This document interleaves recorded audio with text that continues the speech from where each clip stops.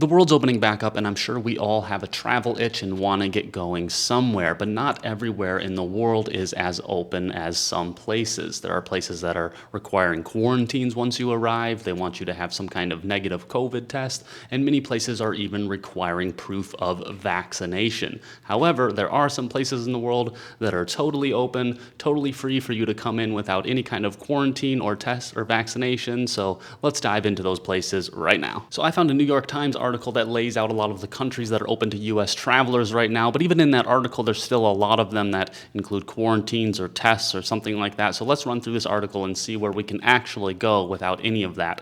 In the article, they say most of the world's countries are open to travelers from the United States, but as variants cause COVID-19 cases to surge, some places have resumed restrictions like pre-arrival testing, quarantine, and even travel bans entirely. And it's true, most countries in the world are like this, but thankfully there are some places that are opened up to us. They go on to say that many require a health form to be completed, either to verify a negative corona test or you have to prove your vaccination, and in some places like Switzerland, Croatia, and Israel, they're even requiring booster shots or second doses within a specified time period.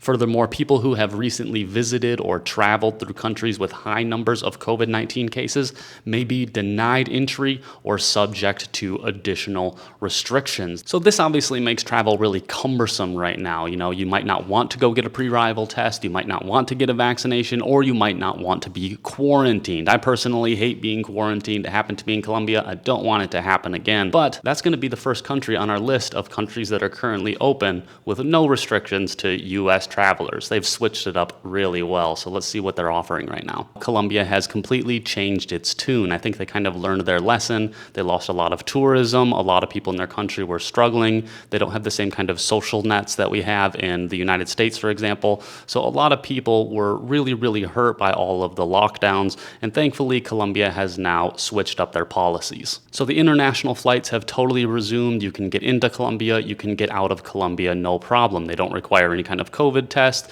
no quarantines, and no jabs. You don't need proof of your vaccination. You're also allowed to currently travel between cities again. So if you want to fly between Medellin and Bogota or take some kind of road trip, that's totally possible again. And again, the curfews and quarantines have mostly been lifted. Now, they might still install some during a holiday, for example. They might try to cut back on how many people are going to the bar at night, things like that. But overall, it's much more opened up in the country. You can at least go to the park, you can at least go to the playground, you can go to some entertainment venues and things like that. So if you do want to go to Colombia, what's on offer for you? Well, number one, there's the city that I love the most. That's Medellin, the city of eternal spring. It's got really nice infrastructure for digital nomads. There's really cheap places to eat. It's got really nice apartments and places that you can stay that have all kinds of amenities. So I love Medellin personally, but it is a lot warmer than where other people like to go, which is Bogota, the capital city. It's a much more cool climate there. You can definitely, it's more jacket weather. It's a bit more professional and more stylish there, but then you could also head out to the Pacific coast and find a place like Cali, which is like the salsa dancing capital of Colombia. So there's a lot of different flavors that you can try, but it's not the only place that you can live on the ocean in Colombia. You could also live in Santa Marta or Cartagena, both of which are pretty popular, but then you could also consider going down to the Amazon rainforest. Yes, it is partly in Colombia. There's a city down there in the south called Leticia where you could go live, and it's right on the border of Peru and Brazil. It looks like a really cool spot to hang out. I want to go there personally. So the benefits of going to Colombia right now, number one is that it's often overlooked by other travelers, probably due to its history of violence, as we've seen in the Narcos series on Netflix. People still relate back to the Pablo Escobar era. But the truth is the people in Colombia don't like that at all, because that was many decades ago. Now it's much more calm and things are actually really pleasant over there, especially in Medellin, where, Pablo Escobar was from. Another benefit of being Colombia is that the Spanish is really easy to understand there, which is backed up by the super friendly people. So make friendly people with easy to understand Spanish. It's a great place to learn if you're not great at it, or practice if you are already kind of skilled at speaking Spanish. There's also a lot of places to get really inexpensive meals. I'm talking less than $2 for a huge lunch that can fill both me and my daughter, and that carries plays over into cheap accommodations as well. You can find some really nice apartments with all the amenities like a pool and a playground and a gym and outside basketball courts and things like that. And you can find something like that for, $300, $400 a month if you get lucky, maybe a little bit more if you're looking on Airbnb. And lastly, something not a lot of people might know about Colombia is that it's a lot like the United States in that you can get medical cannabis there. You can actually go to a doctor's, get your card, and then you can go purchase medical cannabis. So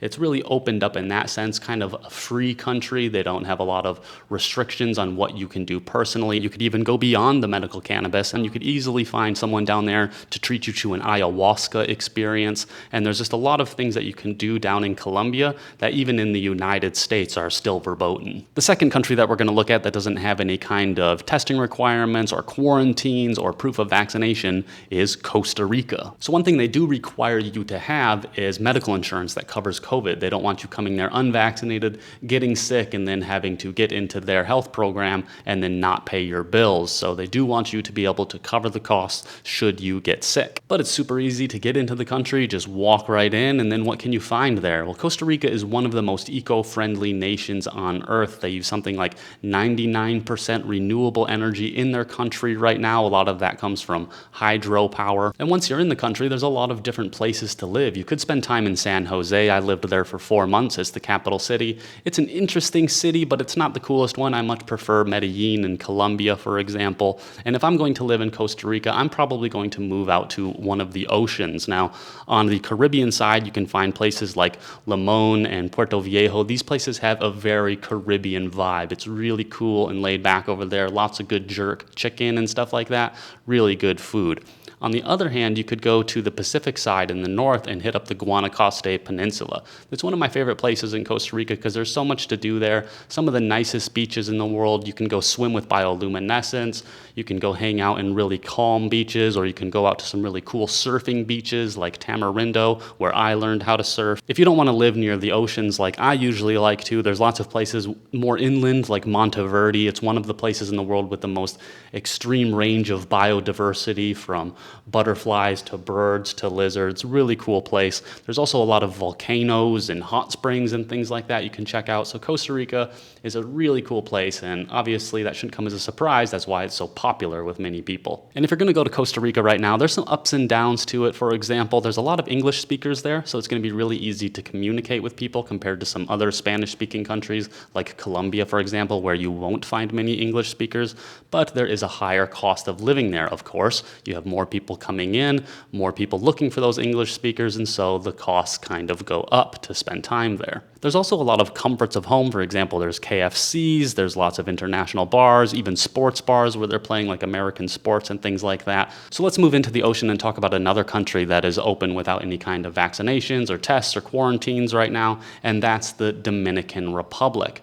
Now, they will want you to fill out their electronic travel form. That's going to be like your basic information, declare you aren't sick, and you can fill this out at the airport using their free Wi-Fi, thankfully. But when you get there, do keep in mind that if you're showing symptoms of COVID-19, they might give you some kind of test on the spot, and this is totally random. If someone comes in looking like they're sick, they do want to stop those people. So there is the chance that you could get randomly tested if you're showing symptoms or signs of COVID. But let's assume that you make it through their immigration and airport security without being stopped for any kind of reason. What's on offer in Dominican Republic? Well, I haven't been there personally, but I researched it, and apparently there's really good climate there with lots of white sand beaches, and something that you'll find there that you won't find anywhere else in the world pretty much is Larimar mining. It's a really rare gemstone. It kind of looks like the ocean even when you look at it. It's really beautiful. You can go and check that out while you're there. And also it looks like in the Dominican Republic there is just a ton of nature adventures to get outside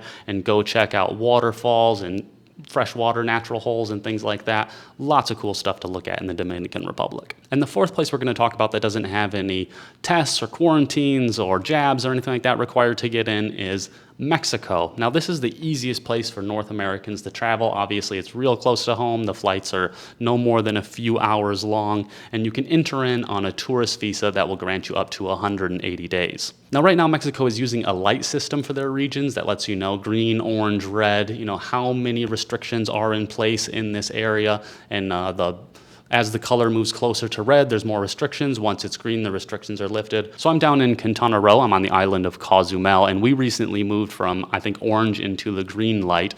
And basically the only changes I saw was that there were some grocery stores that weren't letting my daughter enter, and now they are letting kids back in. So there are mask mandates down here, but that's the only kind of restriction you'll find. And pretty much all of the country is opened up into the green right now, except for one state, which is the northern state of Baja California. Outside of that, all the country's totally opened up and doesn't have any restrictions going on outside of mask mandates. So what's on offer in Mexico if you wanted to come right now? Well, you could always go to Mexico City. It's one of the most populous and diverse and craziest cities in the entire world. I personally get a little overwhelmed by it and don't like spending too much time in that city, but it is open to you. There's also the option to stay in Quintana Roo, which is where I am right now. That includes places like Cozumel, that's the island I'm on, Cancun, Tulum, Playa del Carmen, and places like that. Lots of good bohemian vibe or just touristy resort vibe, whatever you want. On the other hand, you could go to the Pacific side of Mexico and you're going to find an array of places to stay. Down from the south in Oaxaca, there's lots of good surfing. Up in the north to places like Mazatlan, where it's going to be a little bit more relaxed. Or maybe even in Puerto Vallarta, where there's a lot of retirees and expats and a lot of different vibes between those different places. So don't be afraid to check them all out. And of course, you don't just have to stick to the oceans and to Mexico City. There's lots of other places you could go. Big cities in the mountains, for example. You could go get entirely lost in the desert if you feel like it. It's a huge country with a lot of geographical diversity, so don't be afraid to sample out different parts of the country. No matter where you're at, you're going to be able to find inexpensive and delicious restaurants and really nice places to stay as well. And if you feel like you want to move to Mexico right now, then check out this playlist right here.